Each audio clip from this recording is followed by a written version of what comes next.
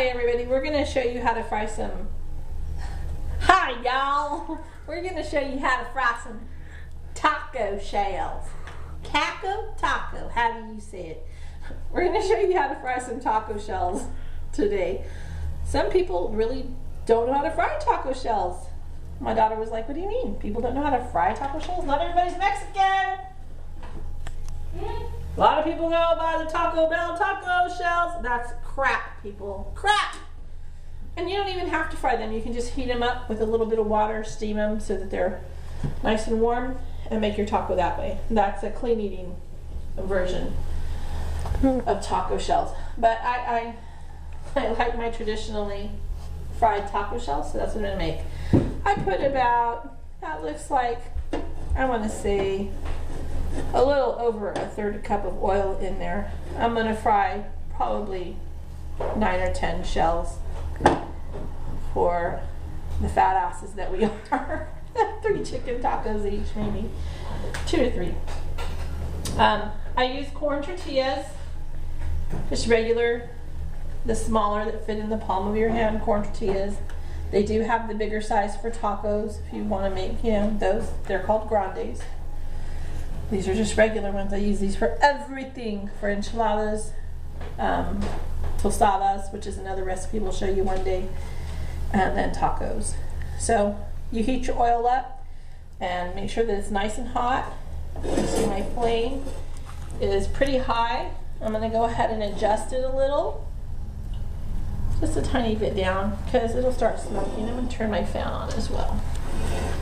And I'm going to put my tortilla in, and I have a spatula. Some people like to use tongs. I think tongs end up ripping your tortilla, because once it gets in the oil it becomes soft and more pliable and prone to breaking.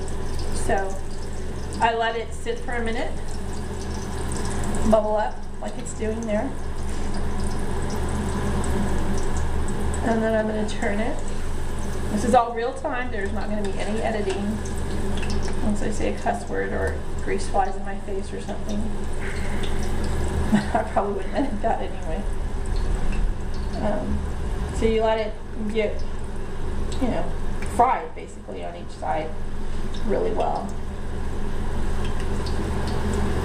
I don't know. I've been frying taco shells for a long time, so it's really hard for me to tell you when to turn it over and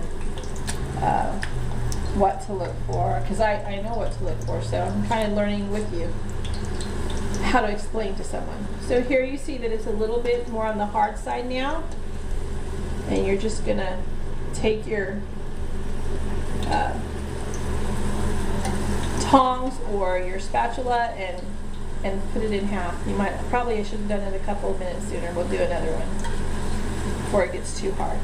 And if you have a taco fryer or a taco shell maker thingy-majigger fryer type thing, that's great. Use it. But if you don't, you're in college and you're a student, or you're starting out with your first kitchen ever, good old spatula and a good old pan will work. Just be careful not to have the flame up so high that grease will splatter and you can start a grease fire.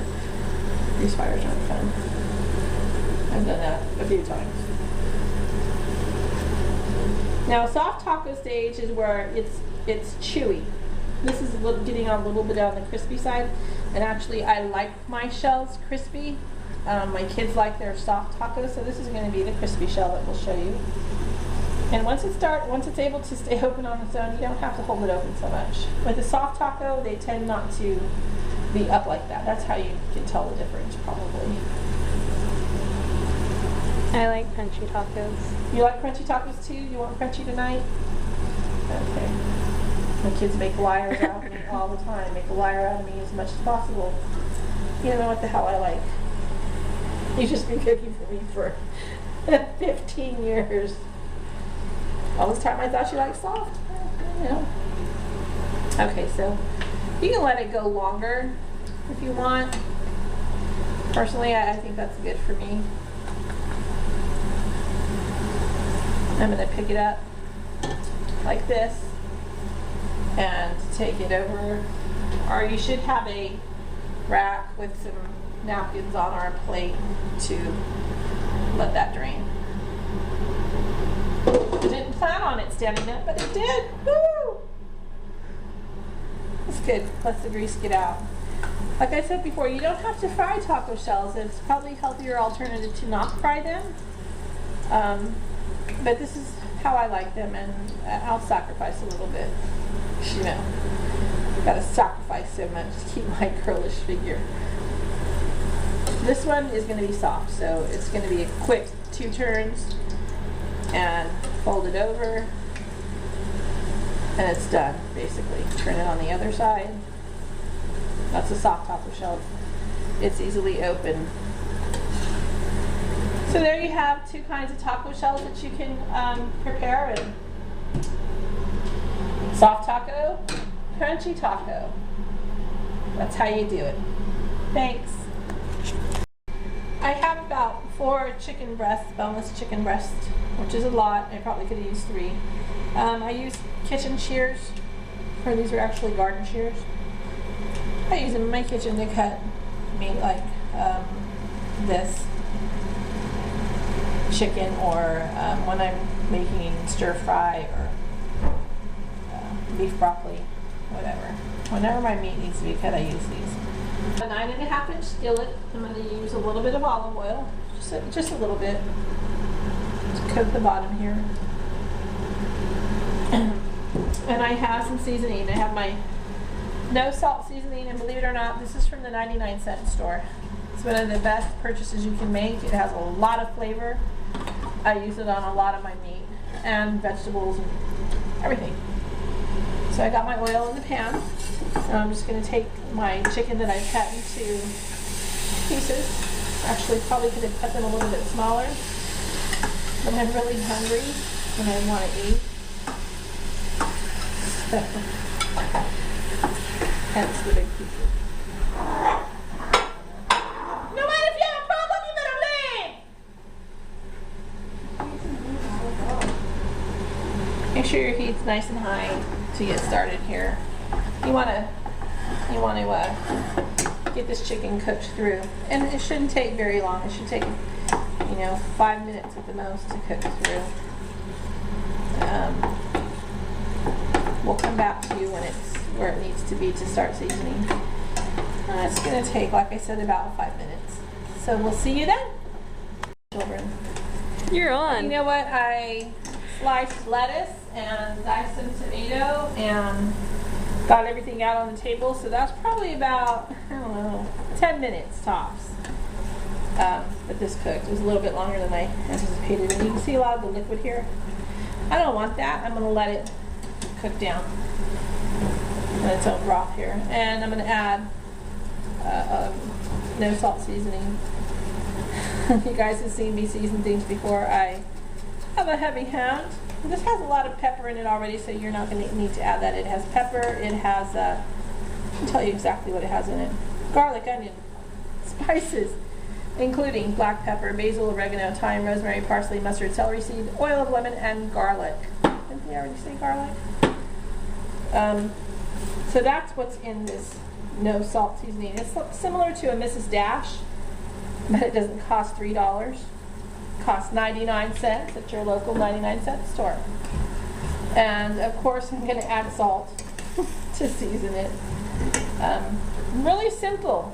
Some people want to put taco seasoning, all this other crud that you don't need. If you like a little heat, throw in some chili pods.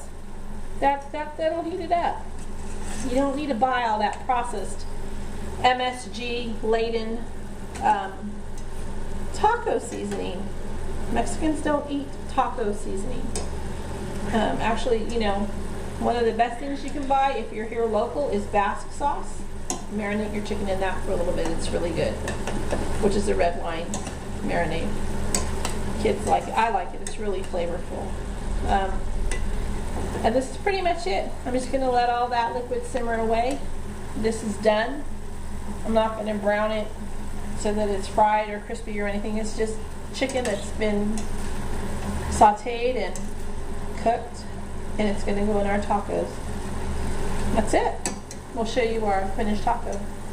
Okay, you can also buy chicken prepared at a Mexican deli that's for this. You know, it's already diced and cut, fresh, uncooked chicken. If you want to do that, go ahead and do that. Or take a rotisserie chicken and take it apart and use that for tacos.